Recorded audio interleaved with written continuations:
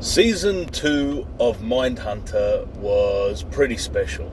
I gotta say, that was some of the best TV I've seen in a long time.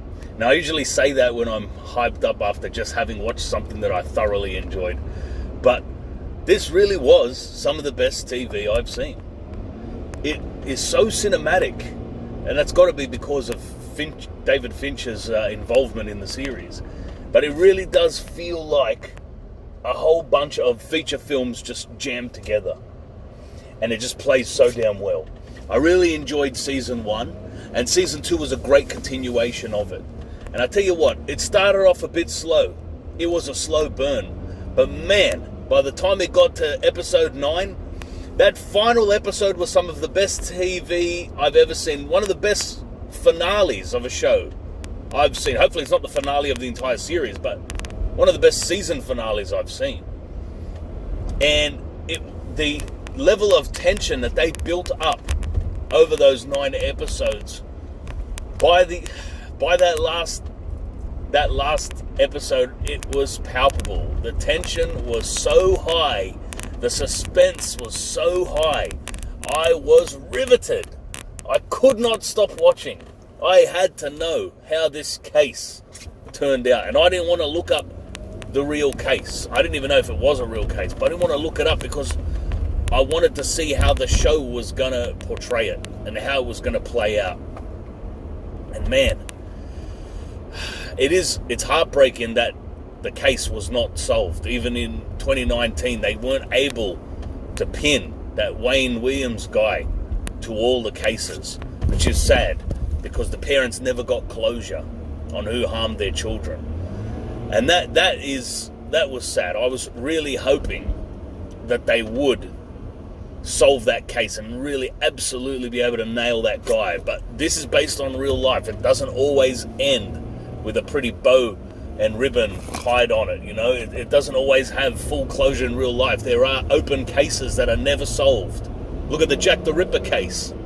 It's only been 132 years, and that still is unsolved, you know. But this show is just so well crafted, and for someone who likes watching police procedurals, this show is like at the pinnacle of them. It really shows the nitty-gritty and the background work, the leg work, the paperwork that a lot of the, goes into a lot of the police work that happens in the world. That a lot of shows, they don't show all of that. They tend to just, stick with the showing all the fancy action and the flashy parts and the arrest and the interrogation. And that's what I like about this show. It really shows in depth the interrogations.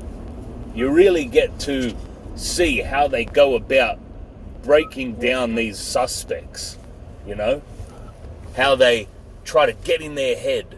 And that's what this show's all about. They're part of the, Special Agent Holden Ford. And in this season, I mentioned in my review of season 1 that the agent's name is Holden Ford, and Holden and Ford were the two biggest car manufacturers in Australia. And he actually made a joke about that. Someone asks him what his name is. He goes, Holden Ford, and he says, it's a big joke in Australia. I was like, wow, it's just like the awareness of the show really leapt out at me. It was like he was speaking right to me in that moment.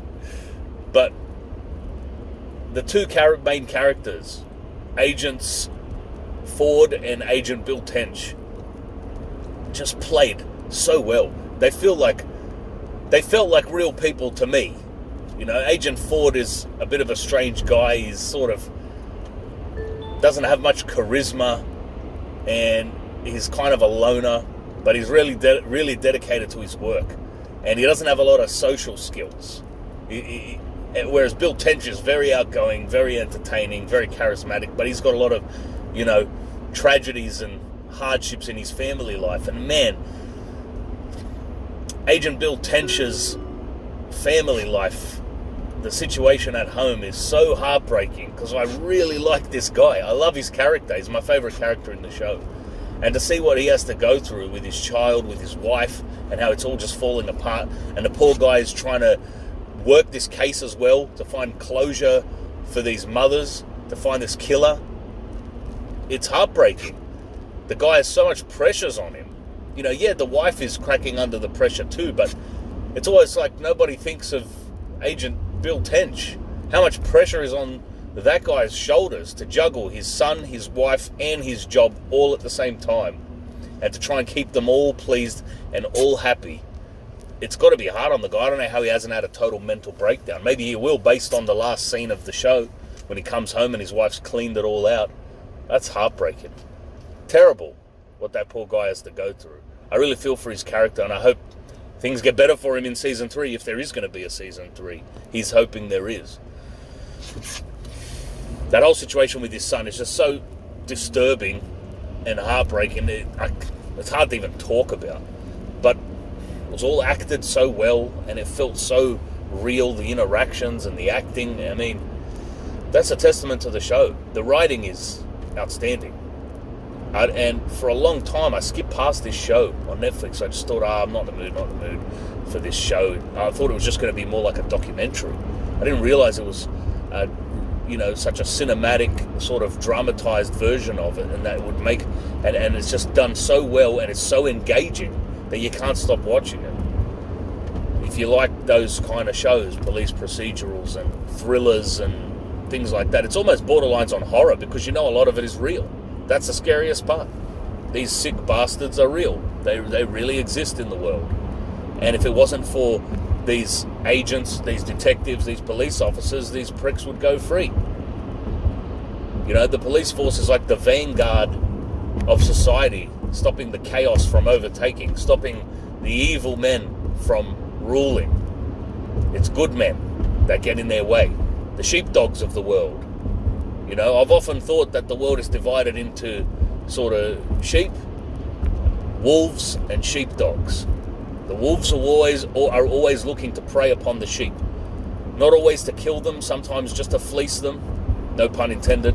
Sometimes just to rob them, take advantage of them, and get a leg up in life at the expense of the sheep, all right? But some wolves are ravenous, hungry wolves that are out there trying to kill the sheep, murder them, to eat them, to devour them. And the only thing standing in their way are the sheepdogs, which is good men, strong men, men of honor, men of integrity. They're the ones who stand in the way of the wolves. They're the ones who hunt the wolves. They're the sheepdogs of the world.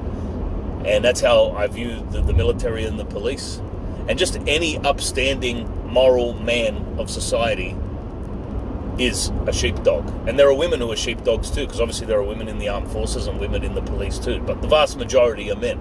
The ones who, keep the evil at bay. The ones who help us to maintain a stable and civilized society.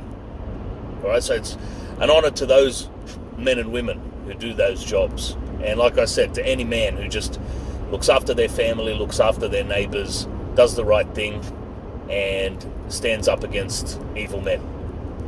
And that's why I love these police shows, because you get to, I see it as a tribute to these people. And yeah, a lot of shows show, a lot of TV shows and movies show the corruption of police, or they show the darker elements, because again, police are human beings. There are wolves amongst the ranks of the sheepdog, wolves who are pretending to be sheepdogs.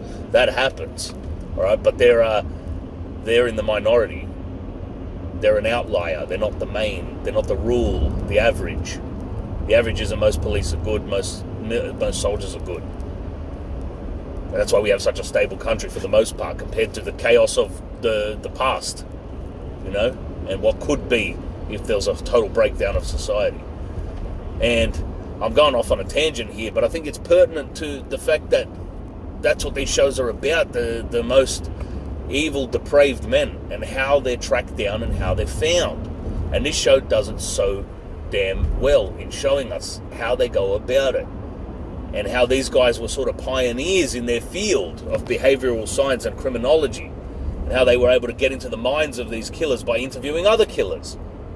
And speaking of their interviews with killers, man, that interview with Charles Manson in this season, it's like they went back in the past and offered a young 1980 era Manson the chance to cameo as himself in a show in the future, because fuck me, that guy looked exactly like him, and he had the mannerisms of Manson. If you ever watch interviews of the guy in prison, he's like a manic sort of crazed weirdo, and this guy captured that perfectly. Whoever the actor was that played Manson in this, man, did he do a great job.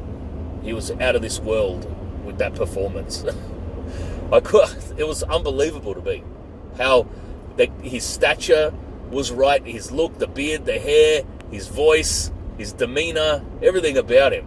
Spot on with the casting when it came to that. My God. And, like going back to visit Ed Kemper to get more insights from him, and you see how much he just really relishes the interviews. He loves it. And how they I fully agree with the way that they used these people to their advantage. They used these bastards and tricked them and fooled them and deceived them so that you can get useful information from these people to save innocent lives. That's what it was all about. And that's what these guys were dedicated to. And they were so successful in doing it. I mean, it's a shame they really weren't able to crack that case in Atlanta. And it really is a shame that they, knowing in hindsight from the true story of BTK that they weren't able to crack him either. Not for 25 years. And so it's a shame for that. They kept showing little cutaways to Dennis Rader, delving deeper into his sadism and his evil. And every time I watch it, I'm like, every time he's doing his stupid autoerotic asphyxiation bullshit game that he does, I just kept wishing that, in real life, why hadn't he actually finished himself off in those situations? Why couldn't he have accidentally choked? Instead we had to lose bloody David Carradine and Michael Hutchence, supposedly, to those ends. It's, decent people who actually seem like decent people, instead of this evil murdering bastard. He got away with it, and he's still alive now. Oh, at least justice finally caught up to him, and they actually got him. But that's the thing. BTK sort of he sort of didn't fit any of their profiles, because he was a family man, held a steady job, respected in his community. No one suspected him. And that sort of didn't fit the profile. They were looking for someone impulsive who couldn't hold a job, somebody who didn't have any stability in their life, a chaotic sort of person. Whereas Rader was methodical and disciplined and, really careful not to get caught.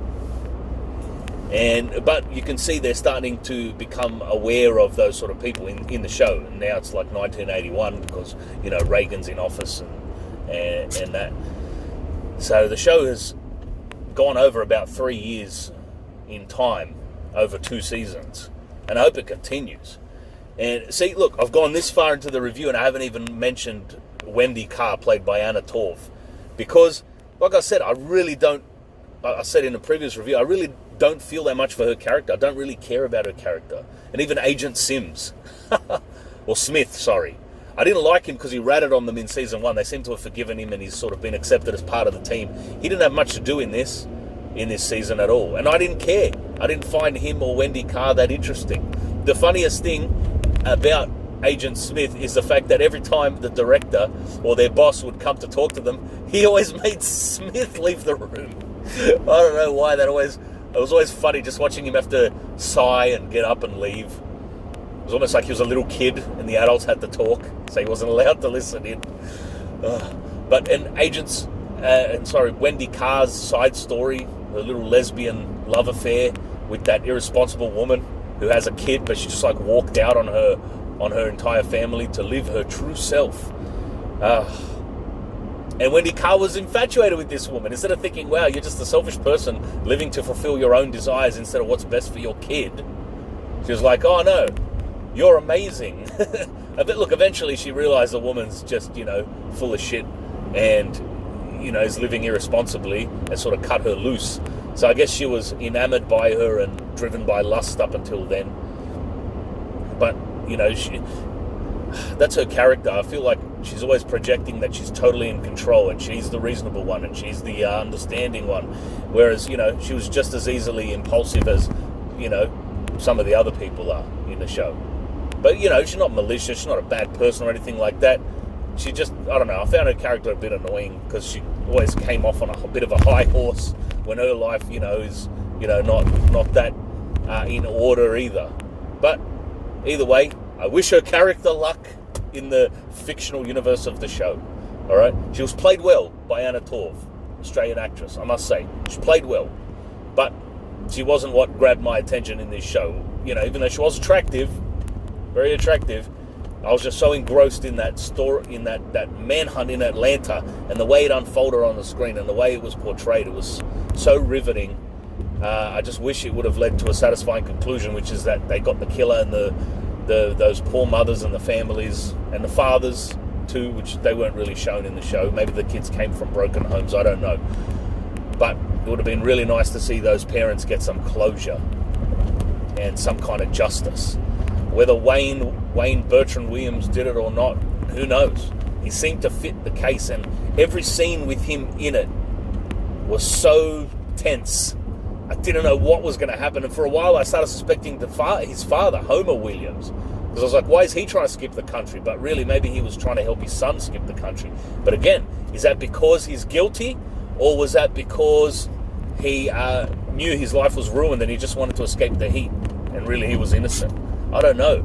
It's very ambiguous at the end there, because I guess in real life the case was ambiguous.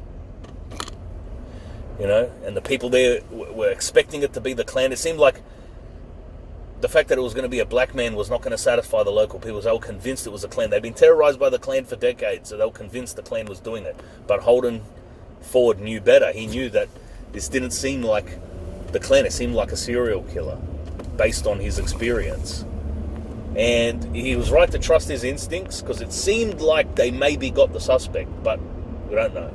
Anyway, I'm really going off on tangents here. I guess I better wrap it up. This was a great season, a great sequel season to a brilliant show that I've very much enjoyed.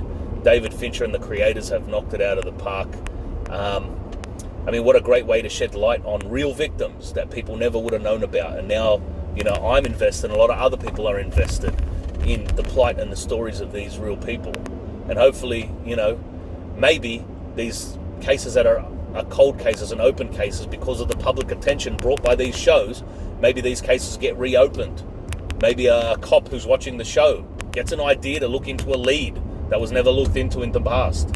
You know, as forensics get better, a lot of these cases eventually, I believe, will get solved and justice will be done. However long it takes, the long arm of the law will catch up to these perpetrators, whether they get justice in this world or the next. Either way, good and truth wins. All right, so I'll wrap it up there. I'll leave it there. Great show. Check it out if you haven't seen it. You know, my sympathies and condolences go to all the families and to the actual victims of all these evil scumbag murderers in the world, and the ones depicted in the show. And hopefully justice is served sometime soon. And check out the show. Thanks for listening to my rambling review. Please like, share, and subscribe. Take care. Be good, and I'll see you later.